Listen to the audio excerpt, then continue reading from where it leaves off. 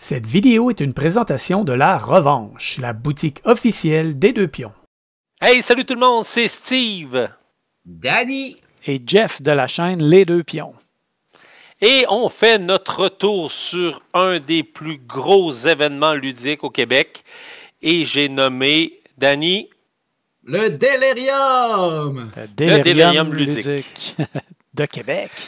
Ouais, qui est organisé par nul autre que Jeff et bien d'autres personnes qui sont derrière lui. Mais mettons que Jeff est comme la personne, le front, la personne de front. Ouais, c'est ça. C'était la combienième édition cette année? 6e édition en présentiel. On a eu une édition virtuelle, mais on en parle plus ou moins. Là. Fait que c'est la 6e édition en présentiel. Ouais, on ne veut plus l'oublier, on veut les oublier. C'est les éditions qui n'étaient pas en présentiel. Et moi, j'ai le chandail de la 4e édition. Steve a le chandail de la 5e édition. Et Jeff a le chandail de la nouvelle édition. La 6e, yes. Thanos qui nous fait oublier nos problèmes quand on vient au Delirium ludique.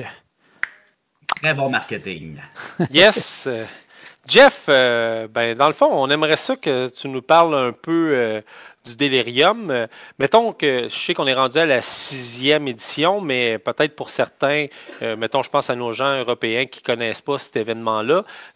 Parle-nous donc, c'est quoi le Delirium ludique? Oui, ben, le Delirium ludique, c'est ce que j'appelle un séjour ludique dans le sens où on offre tous les services. On offre l'hébergement, les repas et bien sûr les tables de jeu. On a de l'animation sur place, on a des tournois, on a tout ce qu'il faut pour avoir du fun pendant plusieurs jours. C'est du du jeudi soir, excuse-moi, du jeudi soir au dimanche après-midi. Et la beauté de la chose, c'est que les gens arrivent à l'événement le jeudi soir et je prends exemple sur Danny, ils mettent leurs pantoufles, leurs pyjamas, puis ils n'ont pas besoin de l'enlever du week-end parce qu'ils peuvent manger, on mange dans le même édifice, on dort dans le même édifice, ils prennent l'ascenseur, s'en vont à leur chambre et ils ont toutes sortes de salles de jeu, pas toutes sortes, mais toutes plein de salles de jeu où est-ce qu'ils peuvent aller jouer tout le week-end sans, pas Grogu, mais comment il s'appelle, j'ai oublié son nom, Croque-Mou.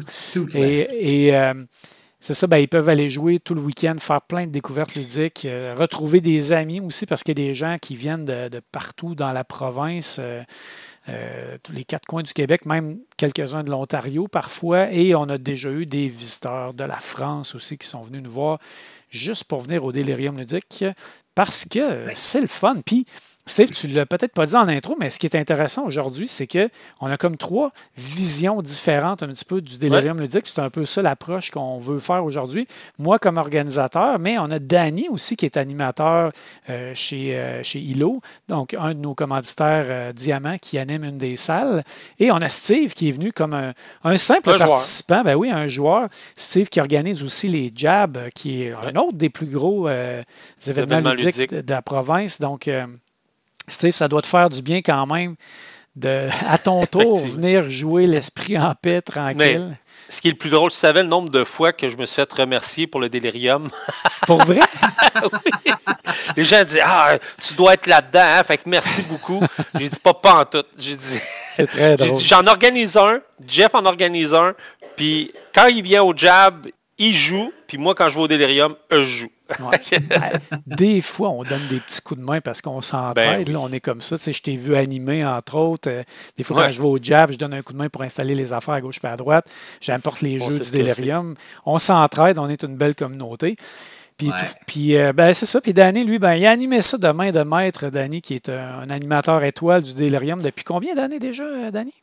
3 ans? Au Delirium, je suis arrivé à la 2e. Je n'étais pas là à la première. 2e quand même. Mais j'anime pour les compagnies du Québec depuis plus de 10 ans, là, que ce soit dans les universités, dans les événements, dans les festivals. Donc, j'adore ça, rencontrer des gens. Puis c'est souvent des nouveautés. Tu sais, comme là, cette année, là, on avait des jeux qui n'étaient pas encore disponibles sur les tablettes. C'était tout chaud, tout beau. Donc, veux pas, la clientèle est présente, puis ça fait du bouche à oreille. Il y a des concours, il y a des tournois, en fin de compte, qui permettent de gagner des jeux qui ne sont pas encore disponibles. Donc, la réception de la clientèle est vraiment, vraiment bonne lorsqu'on anime. Puis là, j'animais avec ILO. Ouais, et c'est pas parce que tu es dans les deux pions, c'est pas parce que tu es notre ami, mais tu es un très bon animateur. Les gens t'apprécient beaucoup. Très, très dynamique avec ses pantoufles à chaque année. Les gens De On tous ont. a les dû en styles. censurer une paire, malheureusement. De tous les genres. Puis je vais répondre à la question là, parce que là, elle m'a été vraiment, vraiment, vraiment posée en fin de semaine passée. Combien t'as de pantoufles, Danny? J'en ai acheté 8 dans le temps des fêtes qui est en spécial. Je vous dis pas où, ça c'est top secret, mais j'ai plusieurs lieux aux États-Unis que j'achète mes pantoufles.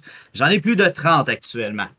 Et pendant qu'on jase, je vais présenter des photos. On a les photos déjà de la première semaine, parce qu'une chose que c'est vrai, on n'a pas dit, le Delirium se passe sur 2 week-ends, donc 2 fois du mercredi au dimanche sur 2 week-ends consécutifs. Donc, ce qu'on appelle le week-end préliminaire, le premier, et le week-end découverte, le deuxième. Fait que je vais vous présenter des photos. On a les photos du week-end préliminaire qui sont arrivées. Le week-end découverte, on les a presque toutes, mais pas encore. Et je vais vous présenter aussi éventuellement tantôt une petite surprise, là, une activité bonus qui nous a été proposée et qu'on a faite malgré que les compagnies d'assurance ne voulaient pas qu'on le fasse. On l'a fait quand même.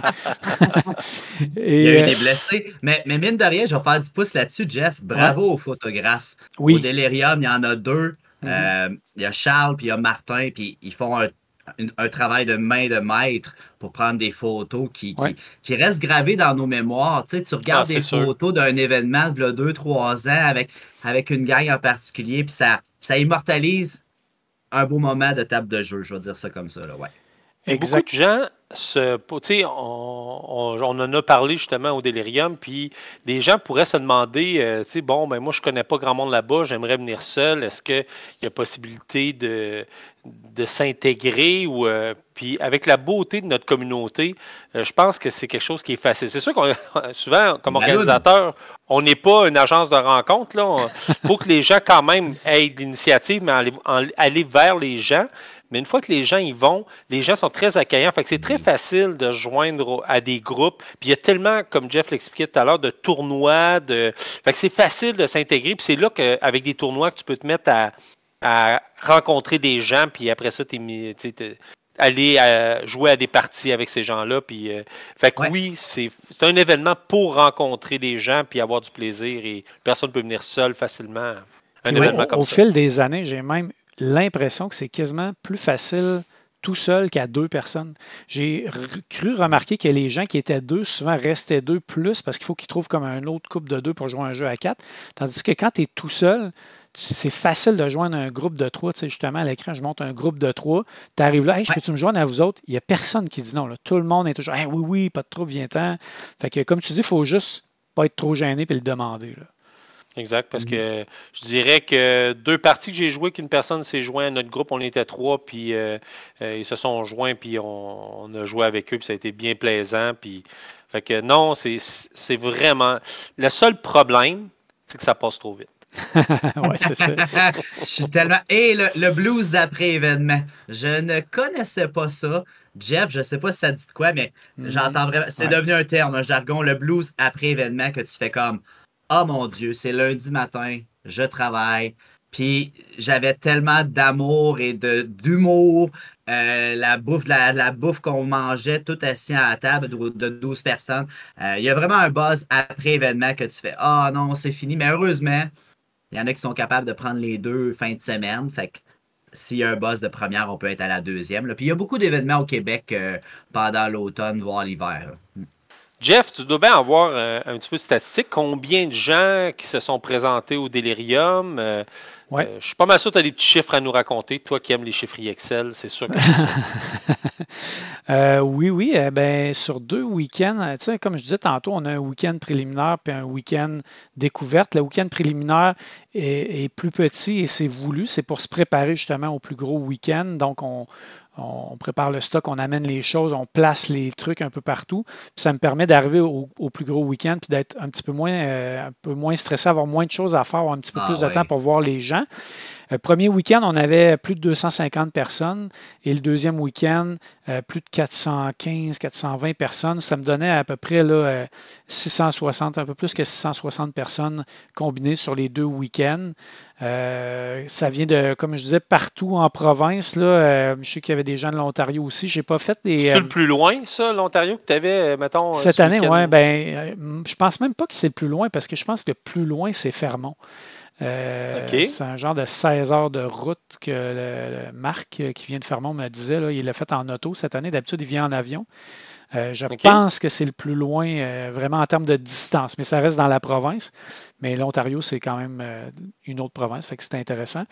Je pense pas que j'avais pas personne de l'Europe cette année, en tout cas pas personne que je connaissais. L'année dernière, on avait Bruno Catala. Donc, Ouais. l'autre élément intéressant, on peut quasiment le voir avec la photo que je présente actuellement. Ce qu'on remarque aussi au fil des années, c'est qu'il y a toujours une plus grande proportion de la gente féminine. Donc, je te dirais, cette année, on était certainement très, très près du 50-50 hommes-femmes. Wow. Il y a plusieurs personnes qui me l'ont fait remarquer d'ailleurs. Ils me demandaient, hey, as-tu les stats? As-tu les stats? J'ai l'impression qu'il y a beaucoup de filles cette année. Je n'avais pas les stats, mais je confirme qu'il y en avait beaucoup. À l'œil, là, on voyait qu'il y avait une belle représentativité de la gente féminine. Donc, si des fois les filles sont un peu plus gênées, il y a juste des gars, tout ça, non, c'est vraiment pas le cas. Donc, pas de gêne. Ouais. Effectivement. Jeff, tu sais, souvent, nous, on voit de quoi de rodé. Tu sais, ça a l'air d'être hyper facile. Tu sais, on dirait que les gens ne voient pas comme l'arrière, le stress que toute une organisation comme ça. As-tu des petites frousses ou des petits bugs ou des choses que souvent que les gens ne voient pas, là, mais que tu te rends compte que tu sais, le plus gros morceau d'organisation, c'est quoi? Il y en a plusieurs, je te dirais. Puis oui, pour répondre à ta question, la réponse c'est oui, ça c'est sûr. Puis il y en a plusieurs. Il y a comme plusieurs phases qui sont un peu stressantes. La période d'inscription est toujours un peu stressante parce que même si on est là depuis plusieurs années et qu'on vend les billets quand même assez rapidement, on se demande toujours est-ce que cette année ça ne marchera pas? Il y a quelque chose qui va faire que les gens ne viendront pas. Les prix augmentent d'année en année, veut pas, c'est ça. Nos fournisseurs nous augmentent tous, fait que nous, il faut qu'on augmente nos prix pour être conséquents. Donc, on se demande tout le temps, bon là, est-ce qu'on est rendu trop haut, puis les gens ne suivront pas, mais non, les inscriptions vont quand même bien. Mais il y a un stress, mais ça va bien. Ça partit en pour le week-end découverte, ça part en quelques minutes.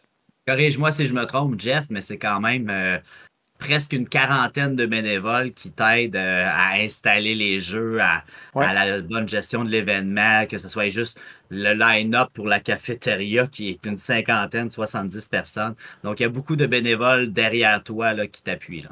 Tout à fait. Pour être précis, on est 38, là, dans le fond, personnes qui s'impliquent de près ou de loin. Il y en a c'est sûr qu'il y en a qui donnent plus de temps que d'autres, là, Ouais. mais à peu près, pas à peu près, exactement 38 cette année. Ouais.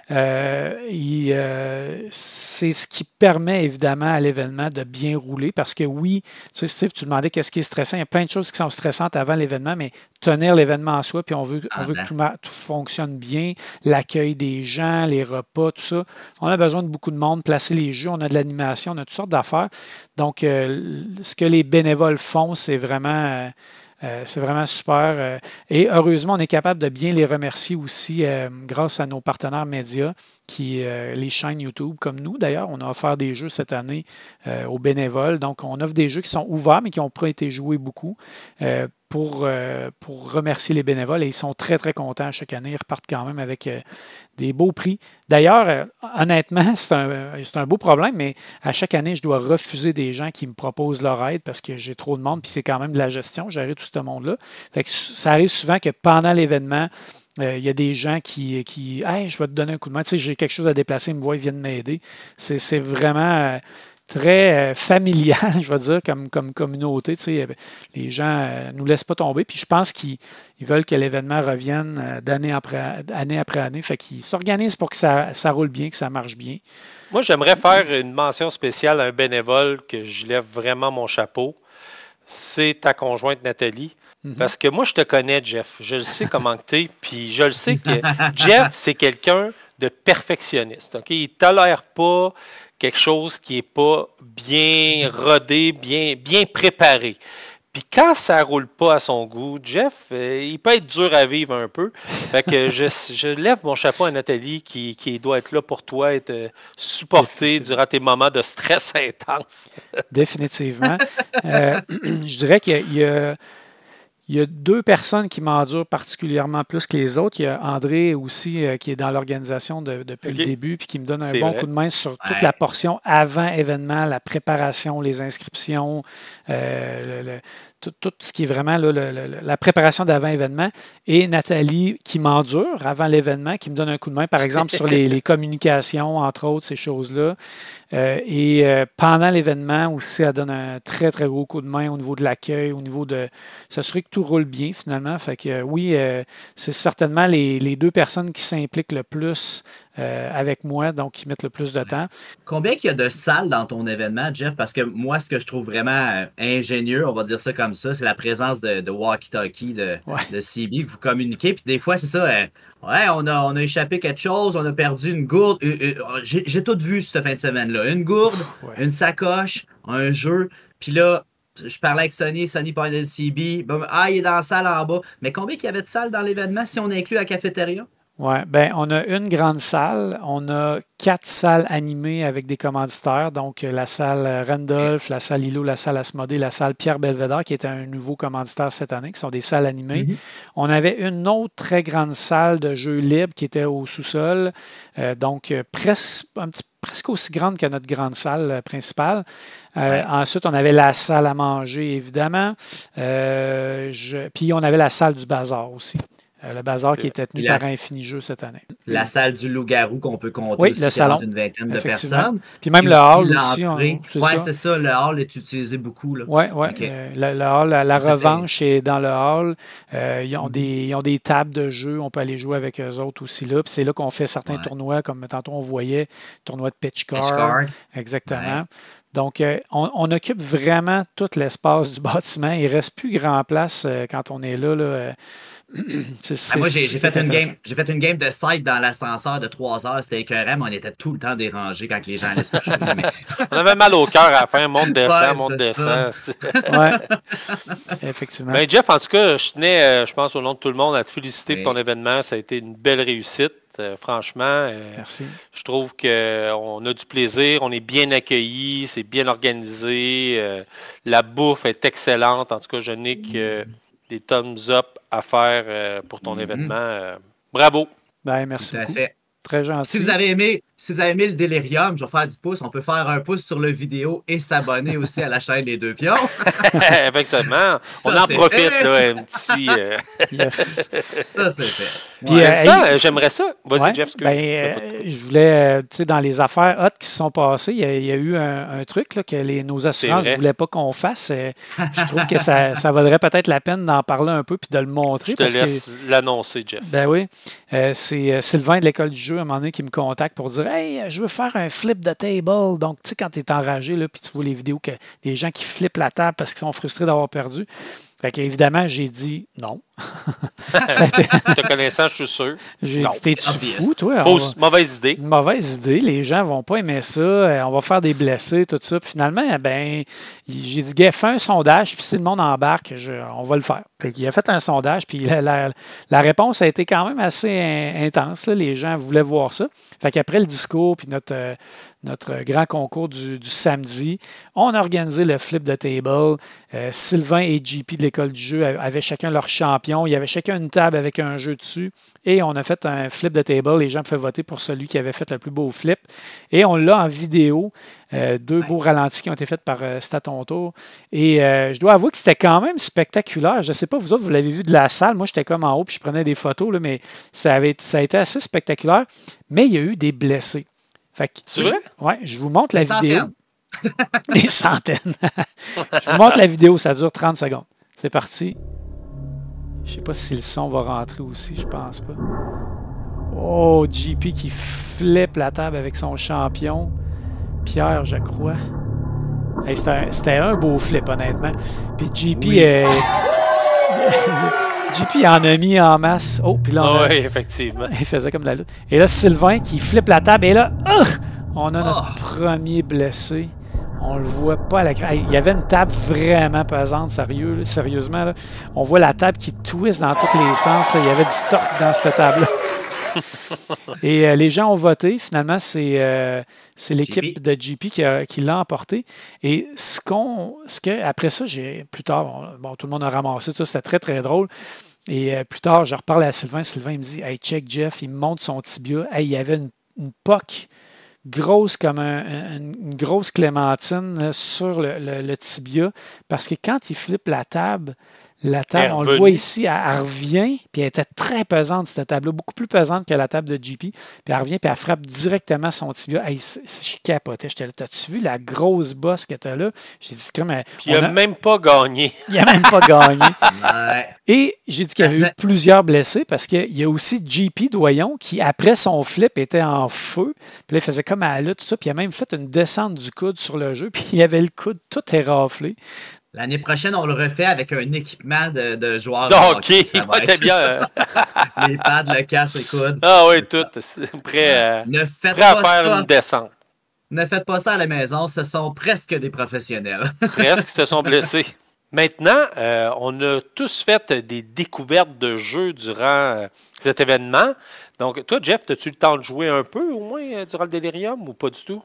Un peu, pas beaucoup. J'ai joué le premier week-end, j'ai joué à Pirates of Maracaibo, de Maracaibo, qu'on voit ici. C'est le plus gros jeu que j'ai réussi à faire. Sinon, j'ai joué à plusieurs petits jeux comme comment ça s'appelle? Kabanga! J'ai joué à King Domino Duel, King of Tokyo Duel, excuse-moi, King of Tokyo Duel. J'ai joué à quelques jeux, mais pas énormément. Je pense que vous avez. Est-ce que tu as fait une belle découverte, mettons, si tu as parlé d'une découverte? Ou, j'ai beaucoup aimé Pirates de Maracaibo. J'ai hâte de le réessayer. Ouais. La tête plus reposée, parce que, évidemment, quand je joue, mais je ne suis pas toute là, fait que je suis un peu fatigué, fait que moi, j'ai beaucoup aimé, en tout cas. Ouais, t'as aimé ça, toi? Ouais, comparativement à Maracaibo, que moi, j'avais trouvé trop long, puis j'avais décroché, puis j'avais moins aimé. Celui-là, j'ai trouvé qu'il y avait un bon tempo, puis j'ai été agréablement surpris de... Même chose que Pirate. Steve. Ouais. Mais je crois que tu as joué à Arc aussi, le grand frère de Root. Oui, ouais. On a joué On a joué 2 manches. Ouais. 2 manches. Jeff, quand il a vu qu'il a pris le lead un peu, il a dit « OK, moi, j'arrêterai, je suis fatigué. » Le jab a comme slogan là où on se couche à pas d'heure. Ouais, c'est pas celui... Et le délirium est là où on se couche à l'heure de Jeff Savoie. Je vais rectifier tout de suite les faits. C'est Danny qui a proposé de mettre fin à la partie. Il était fatigué, pauvre Danny, parce qu'il anime. Hein. Il fait que c'est des grosses journées. Danny a amené la motion et je l'ai appuyé parce que j'étais en train Jeff s'est dépêché. Il a dit « OK, c'est pas moi qui l'ai demandé. » Ah non, mais entre mes tours, pour vrai, je cognais solidement des clous. Là. Je m'endormais un peu. Là. C'était dur, mais c'est plate parce que je voulais vraiment l'essayer. J'avais hâte de l'essayer, le jeu. Mais bon, la fatigue l'a emporté. Mais c'était quand même intéressant le bout qu'on a fait. Je pense que c'est un jeu qui a beaucoup de potentiel. Je suis encore un petit peu incertain au niveau de la chance par rapport aux cartes que tu peux avoir. Si tu as les cartes toujours plus fortes dans la bonne couleur, clairement, tu vas avoir un avantage, j'ai l'impression. Mais j'avais une game que je considérais comme une mauvaise game et j'étais quand même sur le lead parce que j'avais construit toutes mes villes. Et quand je réussissais un objectif, je gagnais comme 5 points bonus. Donc, après 2 manches, c'était. Puis c'est 27 points, là. C'était pas un gros score. Fait que quand tu fais coup de 8 points, ça monte vite. Oui, tout à fait. 5 manches. Ouais. Moi, je leur ai dit que j'en parlerais durant la vidéo. Et vous deux, vous l'avez essayé, mais moi, je ne l'avais pas essayé encore. Et je parle de Natera. Ah oui. Oh, wow! J'ai pu l'essayer et que j'ai adoré ce jeu. En tout cas, je dois dire à tout le monde, pour ceux dans le fond qui ne l'ont pas essayé, mais qui l'ont peut-être kickstarté, ou même ceux qui ne l'ont pas kickstarté, mais souvent il va y avoir un late pledge. Là. Fait que surveillez ça, c'est une mine d'or. C'est une petite pépite, ce jeu-là. Moi, en tout cas, je ne trippe pas sur Terraforming Mars, puis beaucoup le comparent un peu par ces types de mécaniques. T'sais, vous en avez parlé dans votre vidéo, donc je vous invite à aller la voir. Je pense que c'est intéressant. Mais je dois dire que moi, qui ne trippe pas trop, mais j'ai vu pourquoi il compare avec toutes les cartes qu'on va chercher, mais j'ai vraiment trippé. J'ai vraiment aimé ça. Je suis content que ça a été une de mes belles découvertes. Oui, je suis content que tu aies aimé ça. C'est effectivement vraiment un bon jeu. Pour ceux qui aiment les jeux avec plusieurs couches de stratégie, de tactique, de gestion. C'est sûr que c'est un jeu qui est quand même assez lourd. Il ne faut pas se le cacher, là, qui peut être assez long aussi si vous jouez à 4. Toi, tu as joué à combien? Vous étiez 3, Steve? 3. Puis votre partie a duré combien de temps environ, tu dirais? Ben, c'était dur à déterminer parce qu'on a été coupé durant ton discours, on a été coupé, mettons, Ouais. pour aller manger. Fait qu'on a été coupé à plusieurs reprises. Fait que c'était dur, mais non, ça a quand même bien été. Puis je trouve que c'est un jeu quand même que on voit une belle direction. Tu sais, on n'est pas perdu. Tu sais, on trouve une ligne directrice, puis souvent on la suit, puis là on va chercher des ressources pour, mettons, aller chercher, mettons, nos animaux, nos cartes et tout. Fait que on se sent pas perdu. Comparativement, mettons, je sais pas, je reviens à Terraforming Mars, où ce que là, tu vas plus subir tes cartes, tu sais, puis tu vas suivre un peu tes cartes, versus que là, tu peux un peu plus te diriger. Puis, fait que je trouve que je n'ai vu que des beaux avantages. Moi, en tout cas, j'ai été agréablement surpris. Puis, c'est drôle parce qu'on est allés, nous trois, aller fêter leur succès, prendre une petite coupe de champagne. Avec le champagne, ouais. Ça a été le fun d'aller les féliciter les gars. Puis, les gars sont. C'est fou le travail qu'ils ont donné dans ce jeu-là. Fait que je pense que ça vaut la peine de les féliciter. Puis surtout que c'est une œuvre québécoise. Là, je pense qu'encore plus, c'est le fun de voir briller le Québec à travers le monde ludique. Donc, ouais. Et bravo. entre deux breuvages alcoolisés, ou peut-être entre le 6e et le 7e, on m'a peut-être dit qu'il est en train de commencer à travailler sur un 2e jeu. Je dis ça comme ça, là, mais c'est pas le seul qui va être sur les tablettes. Et moi, ce qu'on me dit, c'est que ce serait un petit jeu. Ouais, hein, c'est ça. Un petit, un gros. Un petit, un gros. Avez-vous, toi, Danny, as-tu une autre découverte? Ben, moi, c'est sûr que je travaillais, j'animais, mais tu sais, j'ai vu d'autres jeux. J'ai entendu Time Bomb dans une autre salle qui était très populaire. Personnellement, tu l'as dit, Pirate, il y en avait beaucoup sur les tables. Moi, il y a deux choses. Je reviens au plus important, mais il y en a un que j'ai bien aimé, puis aidez-moi à faire ce que je faisais pendant l'événement. Château! Combo! Château Combo, là, pour vrai, là, j'ai vraiment, vraiment aimé. Je vous dirais que là, on est en octobre 2024.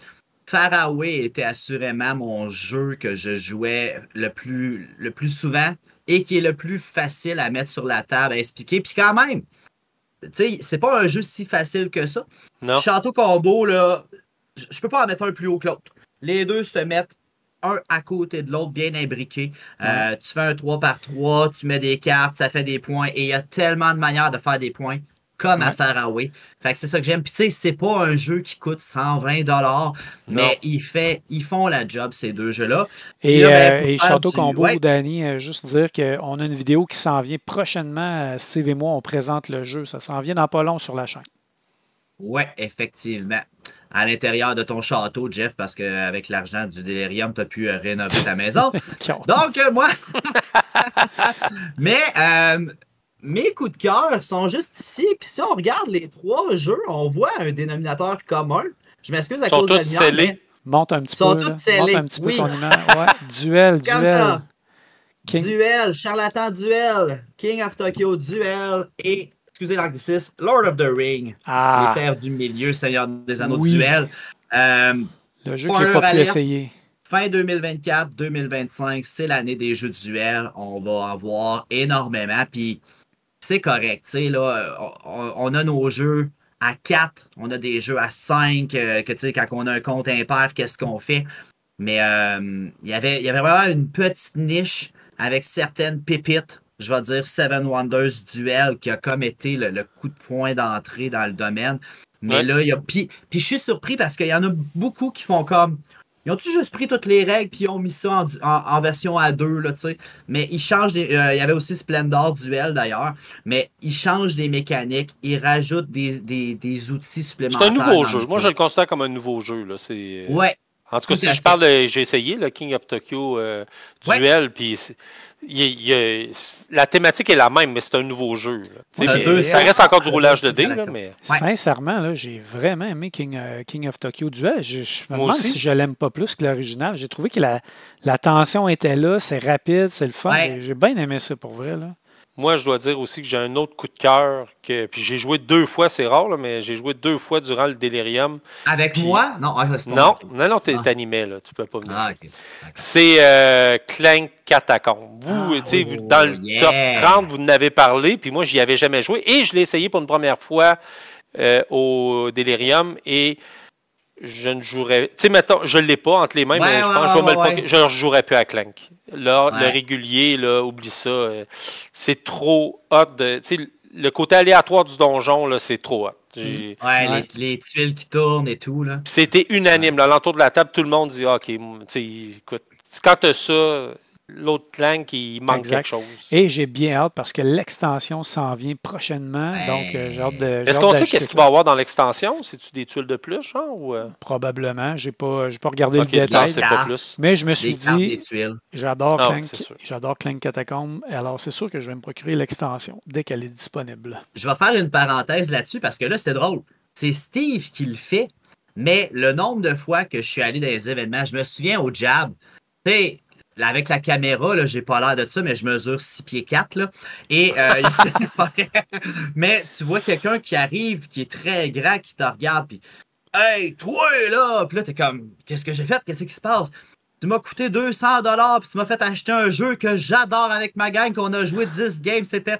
Là, il parlait de Thunder Road Vendetta, mais ça arrivait tellement souvent qu'il y a du monde qui vient nous voir, qui écoute nos vidéos. Puis pour vrai, là, gênez-vous pas. Interceptez-nous, dérangez-nous, puis dites-nous qu'on vous a fait. On aime ça, vous avoir fait dépenser, c'est qu'on a bien fait notre job, je pense. Notre travail, c'est ça. Puis tu sais, même entre nous, ça marche. Oui, c'est sûr. Steve, il découvre un coup de cœur qu'on a, il n'est pas au courant. Tu sais, on peut pas être si assidu que ça puis tout voir les nouveautés. Donc, des fois, ça peut prendre quelques temps. Fait que si vous nous voyez puis que vous avez apprécié nos recommandations, parce que moi, j'aime bien dire recommandations au lieu d'influenceurs, c'est notre paye. Ça nous fait tellement plaisir, personnellement, d'entendre ça. Là. Exact. Puis si jamais on vous a fait acheter un jeu que vous n'aimiez pas, ben on ne veut pas le savoir. C'est de la faute à Jeff. C'est ses choix de jeu. Ça en prend un. C'est Jeff. Mais bon. Il est trop fatigué pour se défendre après l'événement. Oui, exactement. Là, je commence à m'endormir entre les tours. Là. Sur ça, j'espère que vous avez aimé la vidéo. Laissez-nous des pouces en l'air si vous avez aimé. Oui, et abonnez-vous à la chaîne, comme Danny disait tout à l'heure. Et si vous avez des commentaires, est-ce que vous étiez au Delirium? Ça a été quoi votre coup de cœur du Delirium, par exemple? Ou est-ce que vous êtes des Européens et vous rêvez de venir au Delirium? Oui. Hey Jeff, il faut que tu racontes ce que Catala avait dit, M. Bruno Catala avait dit. À un moment donné, il y avait le choix entre 2 événements, le Delirium et... Oui, l'année dernière, il aurait pu aller à SN. Il a été invité, évidemment, comme à chaque année. Quand même. Et j'ai parlé au début juste un petit peu avant l'été. J'ai parlé un petit peu de l'événement, tout ça. Puis il a décidé de venir au Delirium au lieu d'aller à SN. Évidemment, on a fait notre pub basée là-dessus. Bruno Catala a choisi le Delirium au lieu d'SN. En vélo. Oui, c'est ça. Ouais, et je dois avouer qu'il a vraiment été charmé. Il a adoré l'événement. Il a trouvé qu'on l'avait traité comme un roi. Il a aimé la façon dont on avait fait aussi les séances de dédicaces, les rencontres avec les gens. Cool, on avait mis dans un salon, on faisait rentrer les gens par petits groupes. C'était très intimiste. Tu pouvais parler avec, prendre des photos, faire photographier tes jeux, tout ça. Puis on vous invite à aller voir la vidéo de notre entrevue avec M. Catala. Oui.